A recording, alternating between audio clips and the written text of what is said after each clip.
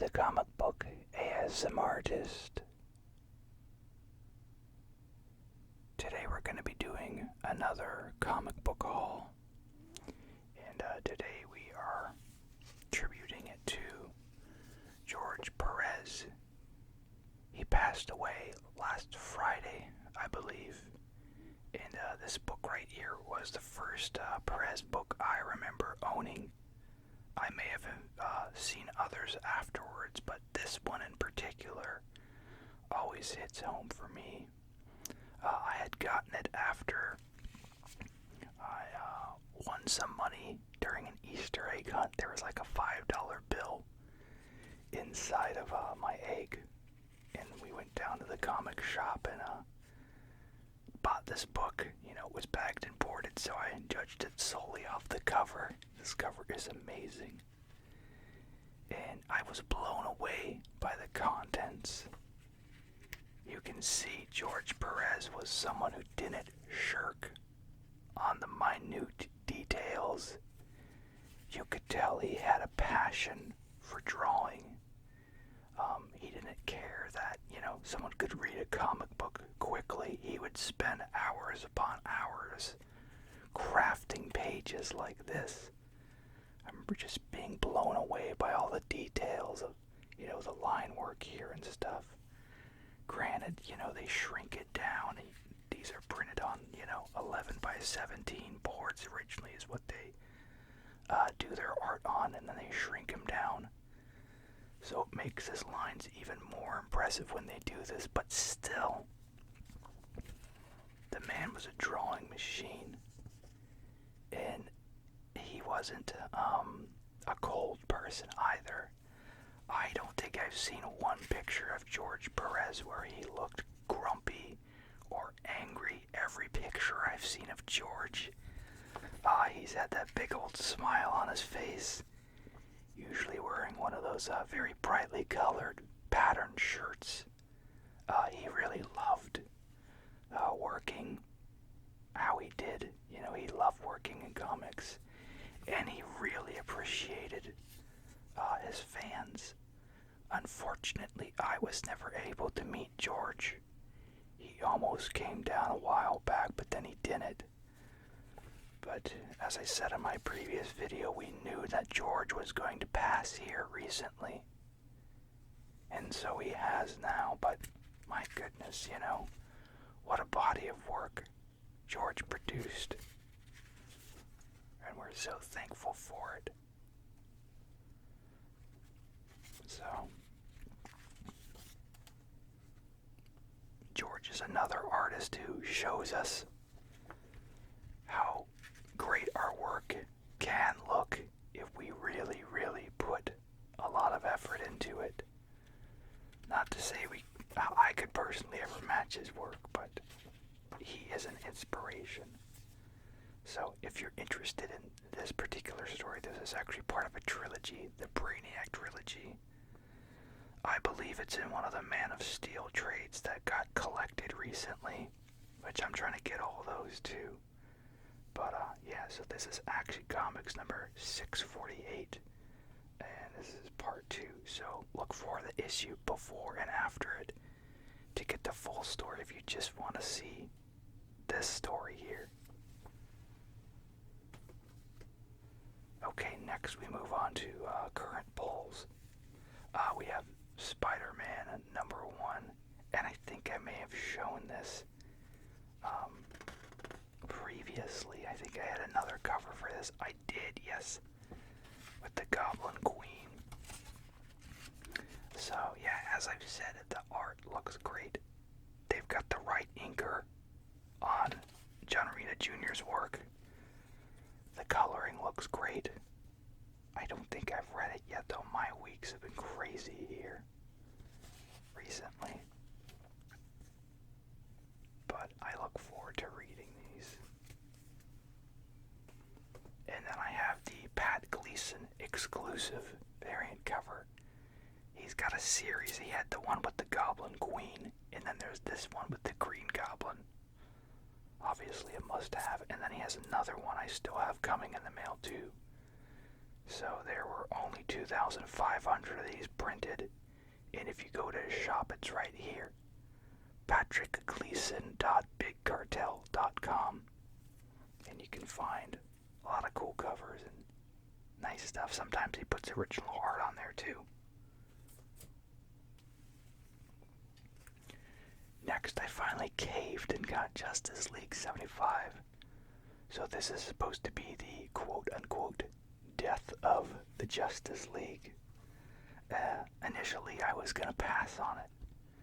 But I figured, why not,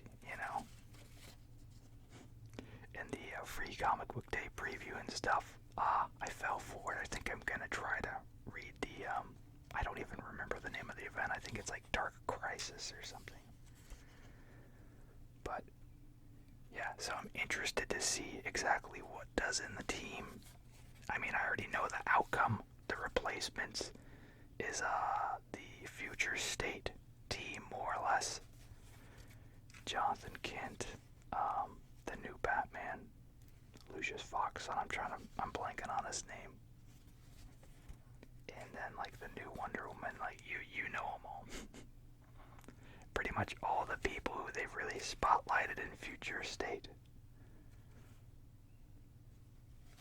Yeah, I think it's Dark Crisis, because there's all the Crisis books among the DC universe. And we have X-Men number 11. It's so funny. It's like leading up to the Hellfire Gala books. Hey, we got Mojo in here. They are still showing and highlighting fashion leading up to the fashion month here, yeah. Either that or this artist just really loves drawing, very fashionable designs. It's interesting seeing Rocket Raccoon in here.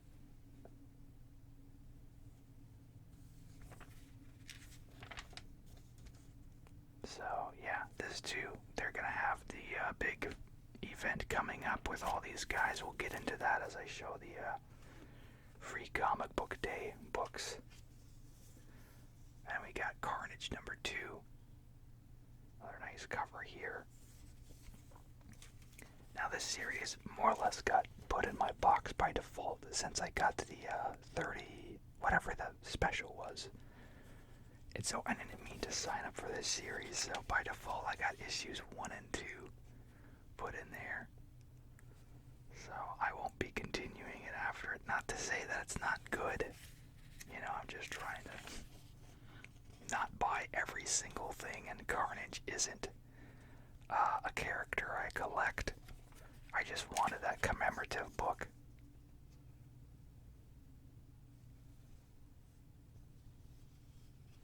So Carnage is, one of those more modern villains. He's come out in the past 25 years now. So this one is solely for the cover. I have the other one to show off later in the video, but this is the Todd McFarlane Jim Lee tribute. It connects all these Scorched covers here. I think it's 2 through 6 maybe. So this is Scorched number 5.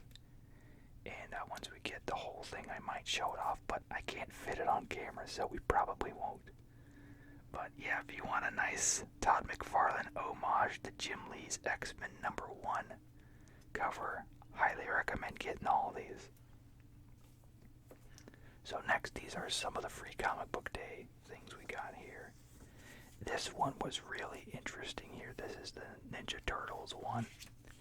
And what they've done is they have, there's kind of like a shroud of mystery around this, because obviously the team doesn't look like they normally look. But they were going for trying to recreate bits of the classic Ninja Turtles number 1. I mean, you can even tell down to how the font is and stuff. It's very much, it looks more homemade, the thicker ink lines and stuff like that. But yeah, that's just a little bit. I think it's 10 or so pages.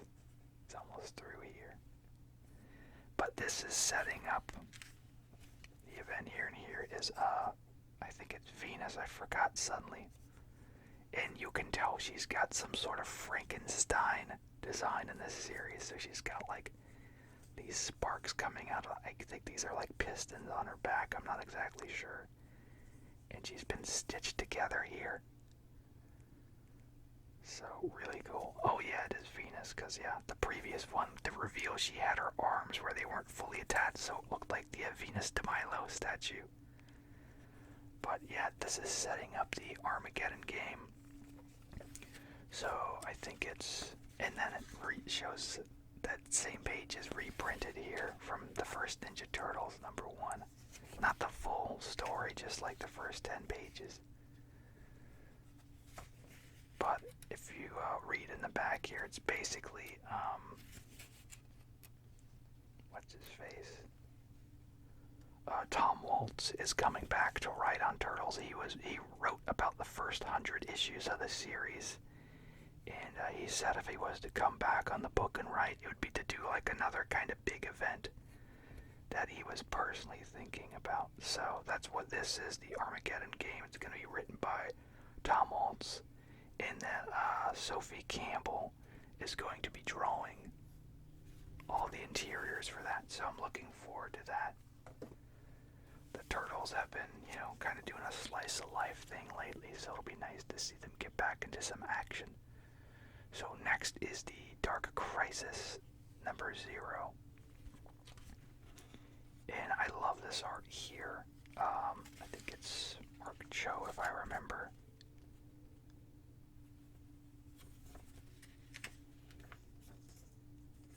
I haven't seen him do a lot. I know he did part of the Justice League run with Scott Snyder. I love his clay face here.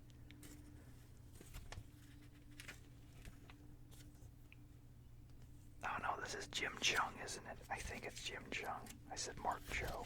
Oh well. But you guys have probably all seen most of the other channels show these off. Yeah, Jim Chung, yep.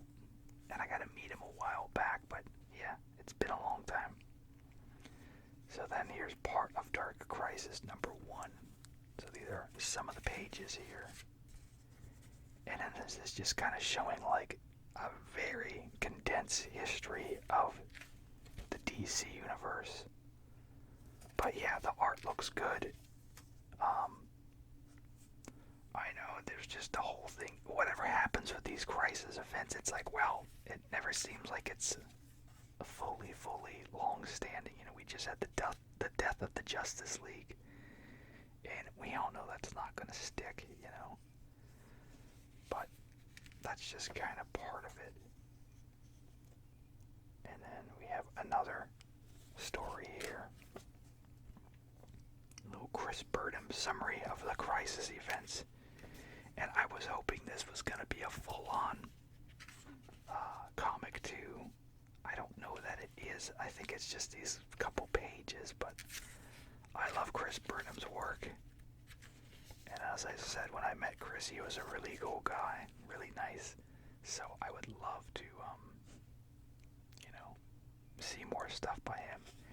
And of course, we can't forget, the Crisis on Infinite Events, an Infinite Earth event, which was drawn by George Perez. Definitely, a highlight in his career and an important series to read. Next we have, this is the Judgment Day. So this is X-Men versus Avengers versus X-Men versus Eternals. And at this point, basically, the Eternals have gotten wind to the fact that the X-Men have cheated death. They know how to cheat death now on their island. And I think the Avengers are learning about it as well. And so it's kind of all of them coming to a head and, having a tension between all of them. So I think that'll be interesting as well. Of course, as they always say, oh, nothing will be the same after this event, I just can't hear those words marketed to me for any comic book series and believe it, but I understand what they try to do with that, but I'm just trying to read a story that'll entertain me, you know. So, but it looks interesting. And then they've got some other things in here too, but that's the main one to spotlight. So another story, apparently, Blade's daughter is making her way in the Marvel Universe. And then they promote the Hellfire Gala, which I think that's what the back is, yeah. And oddly enough, Mary Jane has been invited to that. Oh yeah, this here. This is kind of like a what could happen in the future thing here. We see, you know, Magneto crumple Cap shield back against his head here. I'm assuming crushing his skull. We see Captain Marvel snapping Rogue's neck. Oh, looks like Wolverine just tore into Iron Man there. Thor hammering Scott, you know, Cyclops right in the throat. So I think that's what sold me seeing this event. I'm just like, oh wow. And then we have the reveal here. We have like a cybernetic Moira McTaggart here, holding Mary Jane. So yeah, I'll probably give that a shot. Initially, I tried to avoid all that type of stuff. I'm like, nah, this is interesting. So next we have Spider-Man Venom, #1. This is free comic book day as well. So we have more Ramita art here. We have a Venomized mailbox.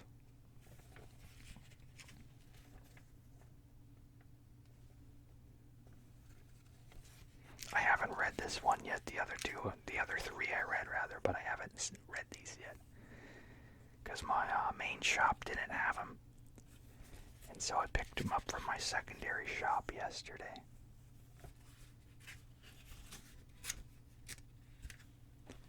And then looks like there's a Venom backup in here as well. I think that's a new symbiote. No, that looks like it's the like the Goblin one, maybe.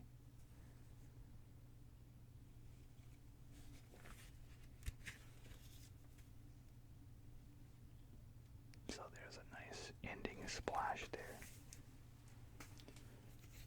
And then I haven't seen a lot of people talk about this one. I love Street Fighter. I just love like the character design and stuff. I don't know much about the lore of it, but I just love how creative and, you know, Street Fighter designs have just always been crazy and in your face, and, you know, it's nostalgic. So this is Street Fighter Masters. This is the Blanca issue. I like everything about it. Initially, I just thought the cover was gonna be, you know, the star, but the book as well is beautiful here. The art is by Genzoman. I don't know who that is. But, yeah, it looks just very clean and bright and gorgeous, and just look at it. It just looks great. And the whole thing is, there's no words. So it's just kind of like, it looks like this might even be the origin of Blanca here. It looks like he kind of got crashed in a plane during a storm, and maybe that's how he got his electricity, and he was feral here, unless I missed something. Yeah, no, it looks like the plane was struck by lightning. So then we just kind of see him hanging out in the jungle here. I love the brightness though. Now I don't know who these other characters are really, but still compelling enough. Yeah, I don't know who this is or anything. And then all the way in the back is this cool little thing that shows all the character designs of Blanca throughout the years. So I'm wondering if this is going to be a full series, if we're going to see more Street Fighter characters and get this whole thing, because I would love to get those. And then we've got this nice art book in the back here. The whole Cammy looking great. She's definitely one of my favorite characters.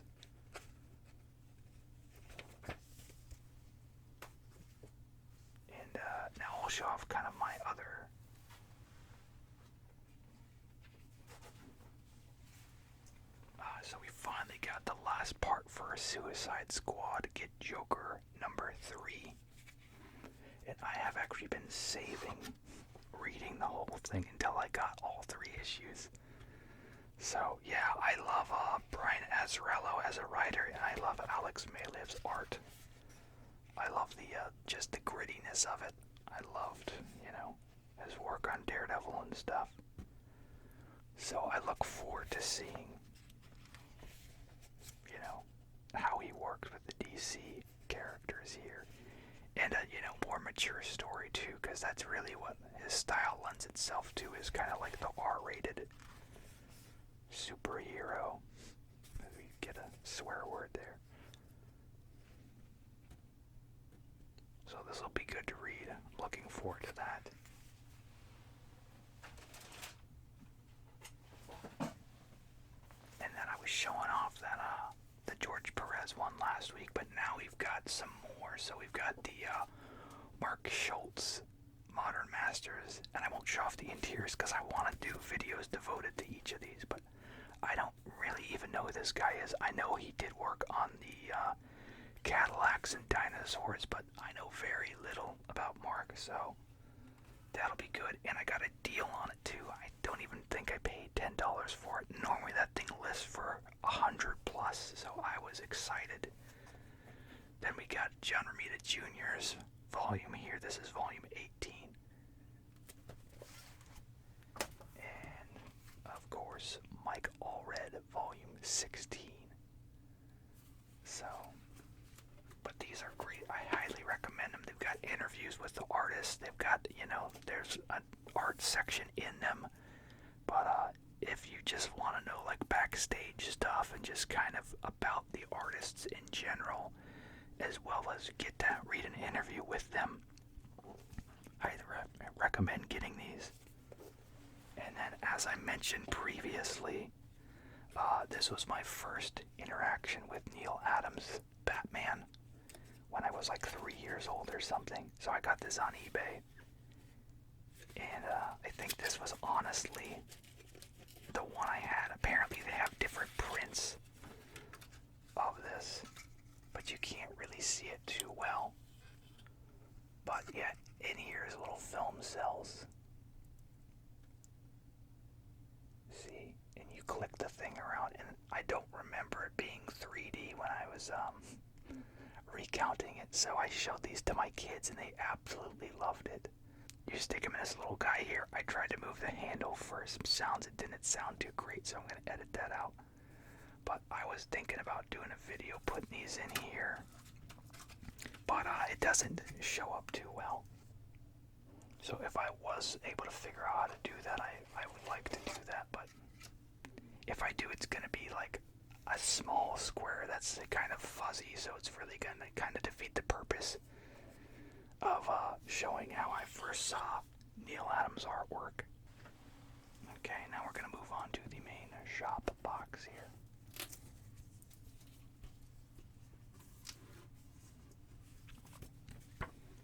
First we got Batman Killing Time number 3. And I've just kind of been loving how intense and action-packed the story is. I know it's not really, doesn't count for anything, just kind of like a fun random story about just kind of seeing the villains being as brutal as they can be, spotlighting the Riddler especially, which is kind of fitting coming out of, the Batman movie and seeing how they made him in that film. So this is like a mature rated Batman story where the villains are really not pulling punches. So it's very action-packed, it's very dark. The art's good. And it's just kind of a standalone thing. Next we got The Rocketeer number 2. So yeah, I've been enjoying it. This is either a 4 or 5-part miniseries that I've been enjoying. The art's been really good. I think there may have been some photo tracing for some of the I appreciate seeing these characters again, reading stories set in this time period. It's just fun at the end of the day.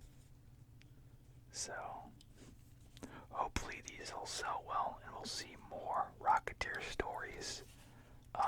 He's just something that reminds me of my childhood that I enjoyed, And any superhero that fights Nazis and stuff is just cool in my book, so that's why I love Cap so much too, being, grounded in those roots of fighting for the country and stuff like that, so.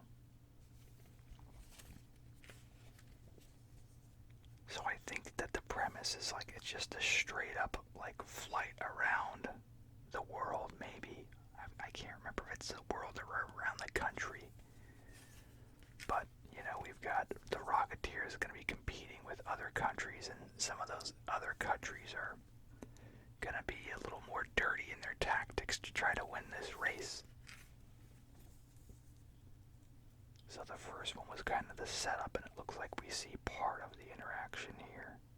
And immediately we've got some issues here with the takeoff and stuff.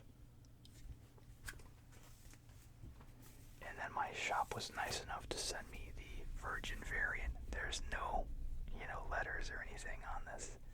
And they did for the first one too. And then they were able to get number 1 to be cover back in stock for me too. Great cover there. He's just enamored by her.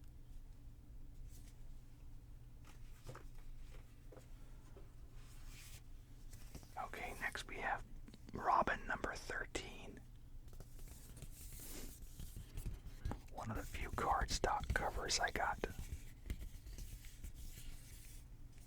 this month.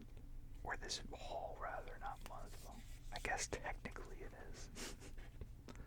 But yeah, this is continuing the mini-series going on between everyone. The Shadow War. I can't remember the names of all these little mini-events. But yeah, this is solid if you like, Ra's al Ghul, Robin, Deathstroke, League of Shadows, all that sort of stuff. This is the series or the storyline you want to read. And I've just been enjoying, all the interactions with Damien and stuff. As I said in the past, I used to hate Damien so much. But they did such a good job of really developing his character. He's still rough around the edges. He has his moments of cockiness, but I just love the fact that they've really, had him have his moments where he's still trying to get it all together, and he still has that internal conflict within himself, being raised, as an assassin and stuff, and trying to put all that aside to honor his dad, Bruce Wayne, Batman, So next we have Batman number 123. This is the next part of that same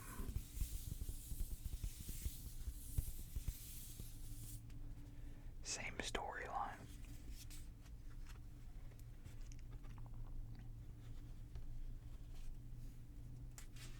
But I looked at the end and it doesn't say where it continues to, so I was kind of surprised. I think it's going to be in Deathstroke number 9, maybe. So I was trying to make sure that I had it. Because initially I had missed that other Robin as well. So then I got it from my other shop, and then apparently, I guess someone pulled some strings and I was able to get it at my local shop, which is where I had initially ordered it from. So now I have the bonus non-cardstock cover that I just gave to my kids.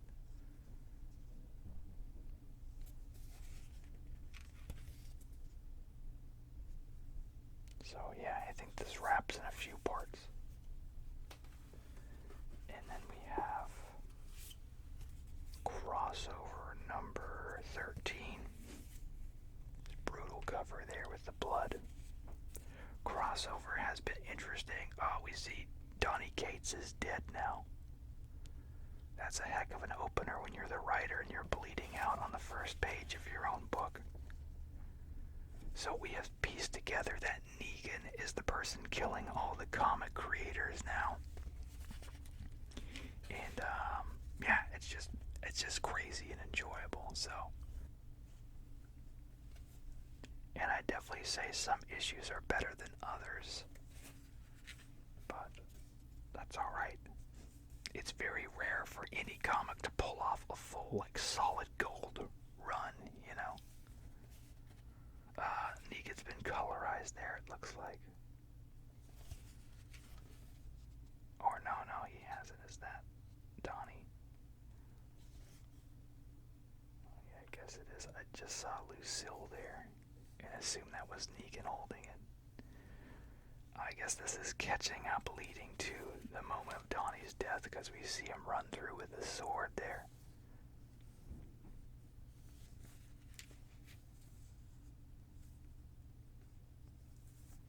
So yeah, the book's very meta. There's a lot of little, like, side pokes at other creators and stuff, so it's fun. Next we have Turtles number 128. Nice heartfelt Eastman cover there. So yeah, stuff is actually happening in the Turtles now. We see Krang kind of ramping up his war on this Triceratons here. Because the first natural born Triceraton happened recently, and I think this is them right here.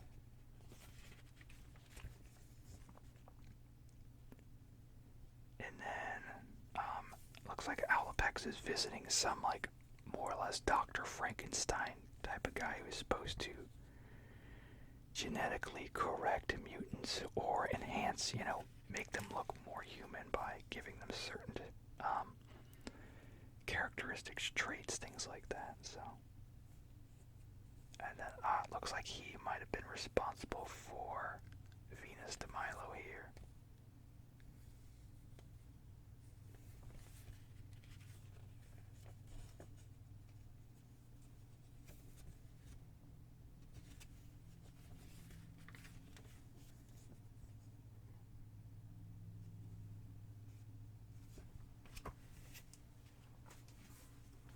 And then we have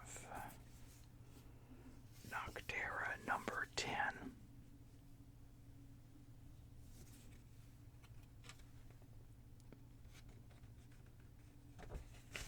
Which is just kind of doing its own thing, you know. It's really hard to gauge it, you know. I enjoy the art and stuff like that, and the story's interesting. It looks like they've gone to a place that actually has, like, a huge amount of light, because yeah, in this story, light is pretty much non-existent, and so that causes these guys to run rampant and turn anyone who is a human into a being like them.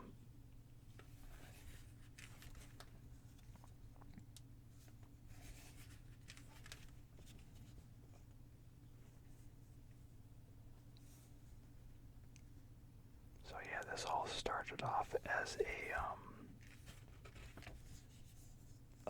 pitch on Kickstarter with Scott Snyder. But I think the one that he had there was, like, in black and white and stuff. So technically that one is supposed to be the most valuable one, I believe, out of all of them. But I wanted to have a full color story, so I didn't get it. Initially I did, but when I realized they were going to have the full finished product, I was like, nah, I'll skip it. So, but yeah, it's interesting. It's just kind of hard to tell where it's going. But, you know, Scott likes to kind of, you know, move things along in a way that is not a normal pace sometimes, which is fine. He's the writer. He's entitled to that, you know. So next we have The Scorched number 5. And this is the insides of that one Todd McFarlane Jim Lee variant I was showing you.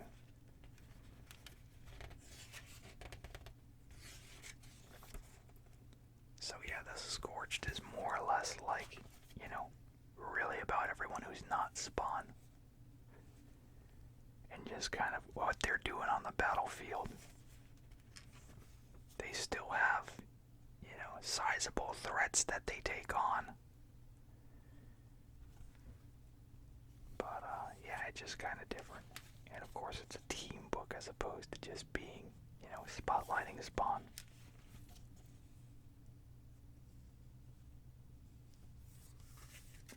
I would definitely say I enjoy King Spawn and Gunslinger the most out of the new Spawn universe books, though.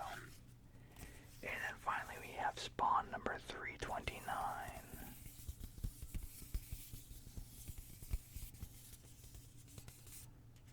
I'll do a little trace there. Spawn.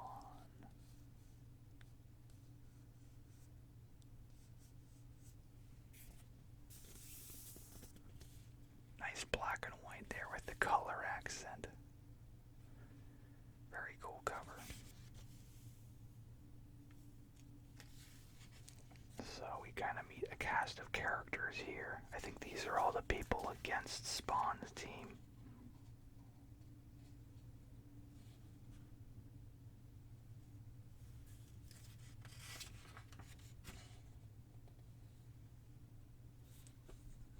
Yeah, and I mean there's always a lot going on in Spawn, so sometimes it's kind of hard to make sense of it, unfortunately. But I do enjoy it. It is, it's one of those things that, Spawn was created when I was young. So we just kind of continue on and follow the story.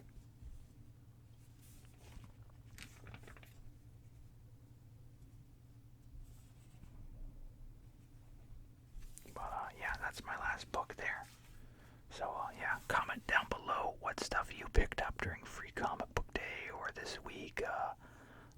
Let me know about your first run-ins with George's work. Just let me know anything down below. I love your comments. They really encourage me and help motivate me. So, yeah, make sure to like, comment, subscribe. And as always, you all have a super slumber. Thanks. Bye.